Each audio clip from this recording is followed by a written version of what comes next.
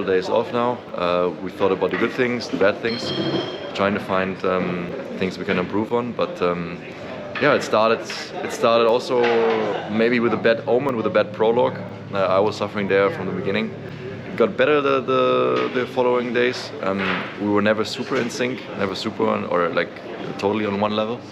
I felt better there, but so you were having a good day, and then Gerald was having a bad day, and so on. Okay. But we are still like we had 2 podiums, 2 third spots. I think the GC was still up for grabs, and still in potential, or still a potential for us. But in the end, a weird stomach thing for me prevented me from just continuing. And you've done 3 epics now, or 2.5? I had 2 and 3/4. 2 3/4.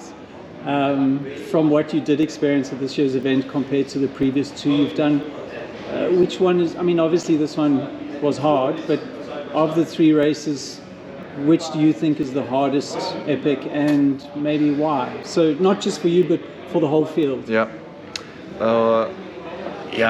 The factor of the heat this year was brutal for everyone. I think compared to the other years before, I mean the weather last year was also extreme, but in another way, which is probably harder for the bikes than for the body, with the extreme mud and rain and flooding.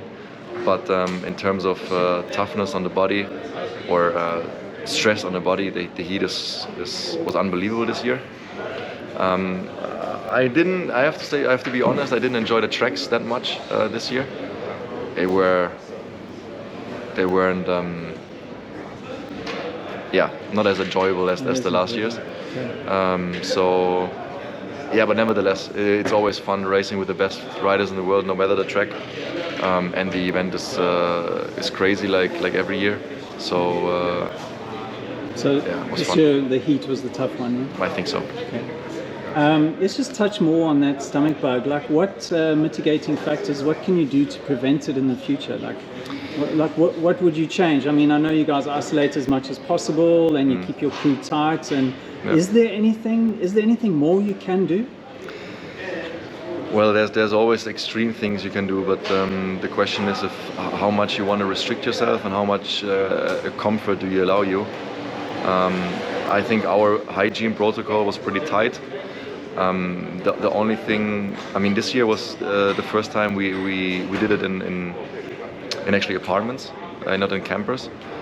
I think if we're gonna stick to campers, you're giving up the comfort of sleeping in a nice bed, but you can control the hygiene a bit better, because you can basically lock the camper and say, like making a barrier of entry that everyone who's entering sanitizes their hands, or maybe just no one is allowed in our camper, in our toilet. So maybe those things are easier to control, but still then you're taking food in. Who's washing the food? Do you bring you're bringing a water bomb in? Who touched the water bomb before? Like, you can go crazy with those thoughts. Yes. So at some point you have to just say, okay, those are the things you can do and you can control, but everything else is up to who knows. So there are some uncontrollables that will always be there. Stomach bug aside, did you feel like your preparation was good and your legs were good, and maybe a podium and a win was on the cards this year? I would say so. I think the preparation was better than ever. I think last year, I don't know if people know, but I didn't train intervals for, I think, 2 months after the last race. Issue or something? I had a back issue. I could not train hard at all.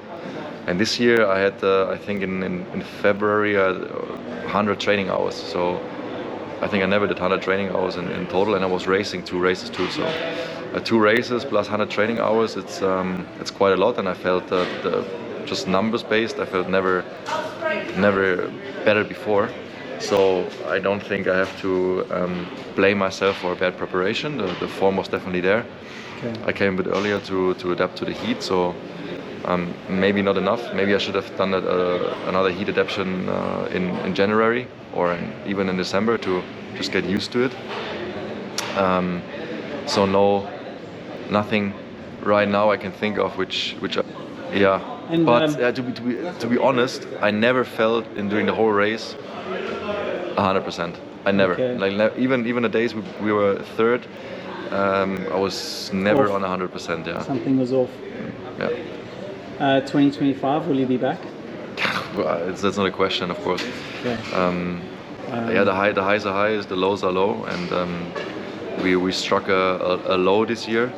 But this race will forever be in our calendar, and we gotta come back to fight for redemption and Cool. get a better result. Well, we're all looking forward to having you back.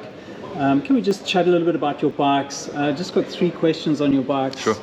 Do you run tire inserts for the Epic? No, we don't run tire inserts. We run basic Schwalbe tires with Schwalbe sealant, the full-chrome wheels, 28mm inner width, and we were running the Schwalbe racing valves in 2.35 width, but in the super ground version, not in the super race, the super ground, which is a bit more heavier, but also more protection. And what pressures do you run? Like, what do you weigh? 70?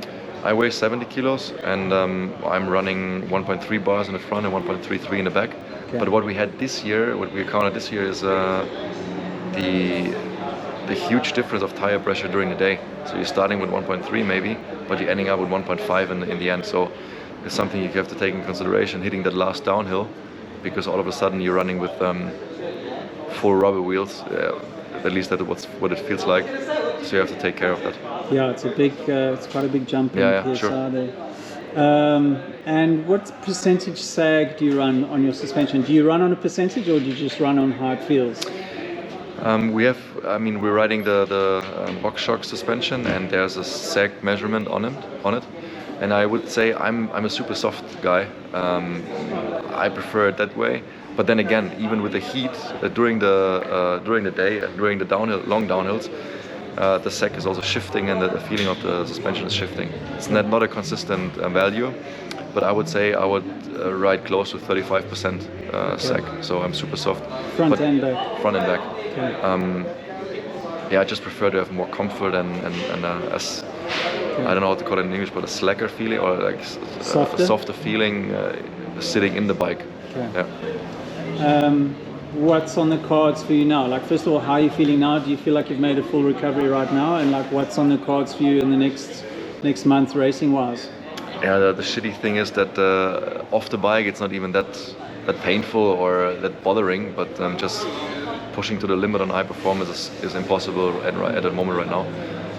I haven't been on the bike since I left the race, so I cannot tell you if I feel better on the bike.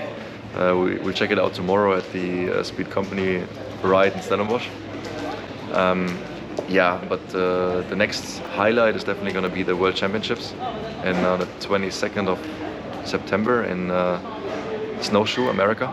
Okay. So if I cannot win the Epic this year, I want to be world champion. So refocus for that. True. Cool. Well, good luck, and first of all, hard luck, and sorry that you had to go through that. Well, many riders do, and we look forward to seeing you back next year. Thank you so much.